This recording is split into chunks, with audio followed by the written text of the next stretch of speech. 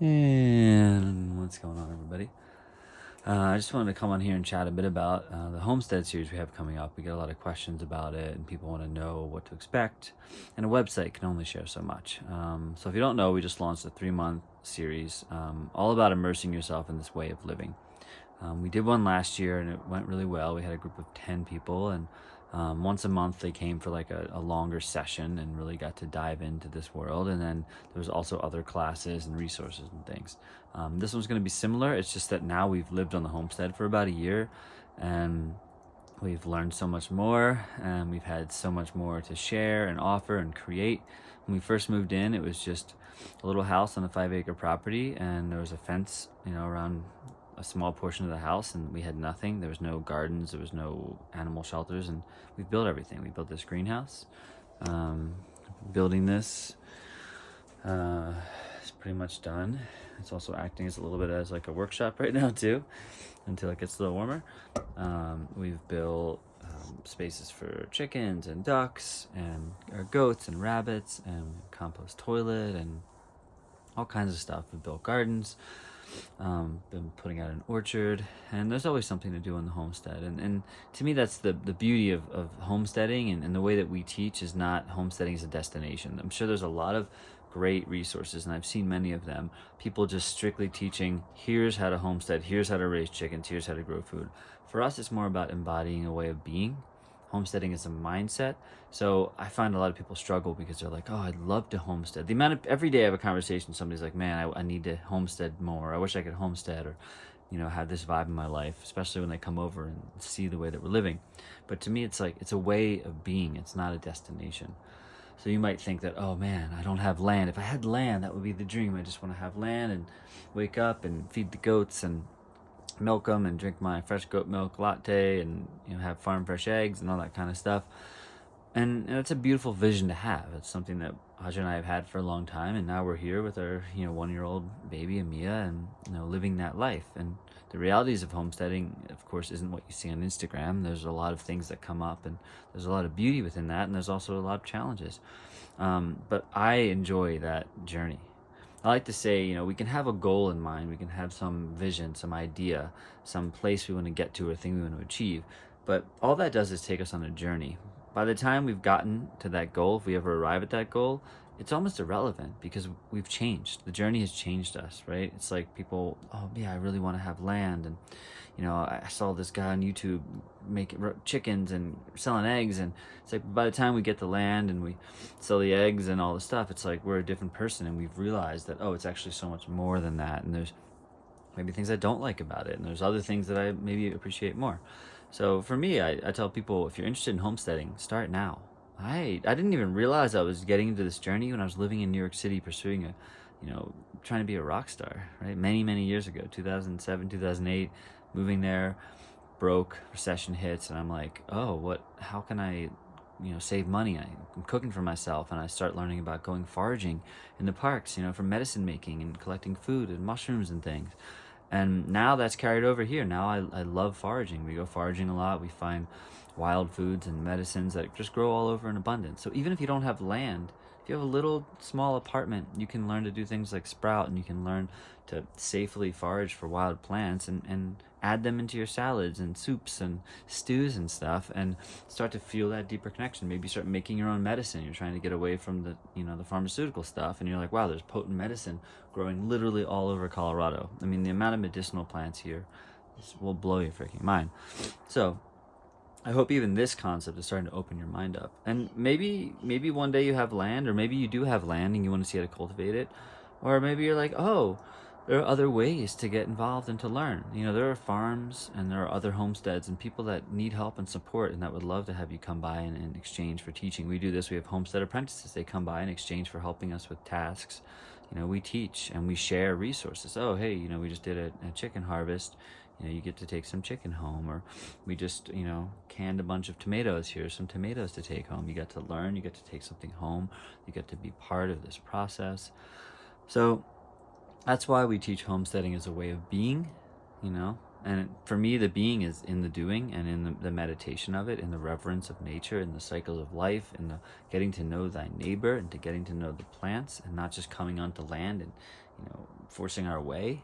When I first got into the homesteading world, and I was moved to Denver 8 years ago now, and I bought a piece of land. It was just 1/4 acre, just kind of right on the outskirts of the city.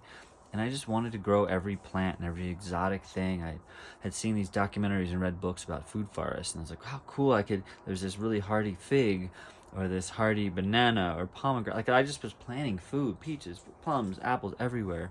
But I wasn't really thinking about what naturally wants to grow here, what naturally thrives. I was trying to impart my own will, because I was like, oh, I'd love to have figs, right? And again, there's nothing wrong with that per se. But what I've learned over time is that homesteading is so much more about immersing yourself into these ideas of being in connection with nature and connection with the cycles of life. And it takes time to rewild our experience of that. It doesn't just happen overnight.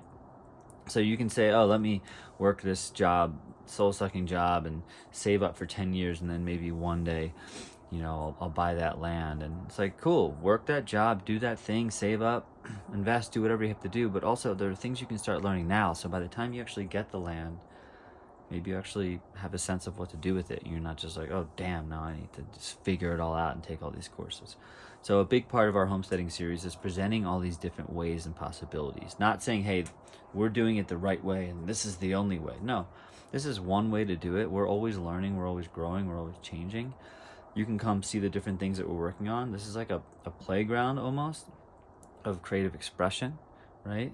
I'm not somebody who's studied every single permaculture design book in the world and I've got this perfect plan and layout. There's so much unfolding, and I know a lot, and I'm channeling my intuition and talking to people and getting advice from friends and people that I trust. And a lot of it's just in the unfolding of the experience, because like I said, homesteading, there's no destination that we arrive at, and when you try to do it from that place, people do, they're like, I'm going to grow my own food, make all my own clothes, my own medicine, do everything myself. And suddenly you turn the ego back onto yourself, right? And what happens is people get so burnt out because they think they can do it all. And you can, but like I do a lot. We make pretty much all our food homemade. We grow a lot of our own food. But I'd much rather work with people around me. I trade with local farmers that grow amazing food. I don't need to grow it all myself, and I'll can and ferment things and share back with them. And I found ways to create community and share resources in a really unique way. There's also a lot of people out there that want to have the land with friends. They have this big dream of, let's all get together and buy land and live off the land. And that works for some people, but from my experience, it mostly falls apart. And that's because people have these big dreams and egos get involved and fighting and different ideals. Whereas you could just start really slow and realize that community starts almost like in this decentralized way where you have your own core resonance and you slowly meet other people that you vibe with. And maybe instead of just moving to land with them, it's like spend time with them, go to gatherings, share food, share resources. And then if it feels really synchronistic, cool, maybe there's something bigger there. But we don't have to just jump in because we're so scared that, the food system's going to collapse and this and that. It's like, I don't do this out of fear. I don't do this because I'm afraid that food costs are going to continue to rise and that the system's going to collapse and they're poisoning our food. Those things may be true and they may be aligned with the things that we're doing, but I don't come from that energy. I'm coming from the beauty and the reverence of nature, because the more we come from that place, the more it emanates out. If we're just doing it because we're scared, we need to do it all ourselves to prove something to somebody deep down because we've never healed that wound or whatever it is, we're just going to keep grasping and probably get burnt out and be isolated in the middle of nowhere on some big piece of land, and nobody wants to come visit because you move too far away. So we just want to present these possibilities. We know that things might not seem accessible, but the amount of people that I've brought into this space and they've already opened up their minds, and people that were working totally different jobs and now are like, Trevor, for example, our head apprentice. A year ago, he had never done any of this stuff, and then he took a sourdough class, and then he signed up for the homesteading course, and now he got a job at the farm just a mile down the road, and he's living there, and he's still able to do some stuff, work at his day job and farm, and he's got different apprentices in different places, and he's learning. And just in the last year, the amount of stuff, you wouldn't believe that he's only been doing this for a year, because the amount of things he's done and helped us build this greenhouse. It's wild. His life has totally changed. He's expressed that to me many times, and I think there's a beauty in that of like, oh, I feel this inclination, maybe I do want to make sourdough bread, maybe that's all you ever do, or maybe it opens you up to this whole portal of like, oh, it was never really about the sourdough represents something, trying something new, of baking for people, nourishing people, learning about the process of fermentation, bringing friends together, being creative, opening your mind, and from that place everything just kind of ripples out. So if you're interested in the Homestead series, and if you made it this far in the video, there'll be plenty more to share. You can reach out to questions, or you can go to our webpage, youenjoylife.us. Oh, no, youenjoy.life. New website, youenjoy.life, and you can check out the Homestead series there, learn more, sign up. Spots are limited and all that kind of stuff, but we just would love to have you.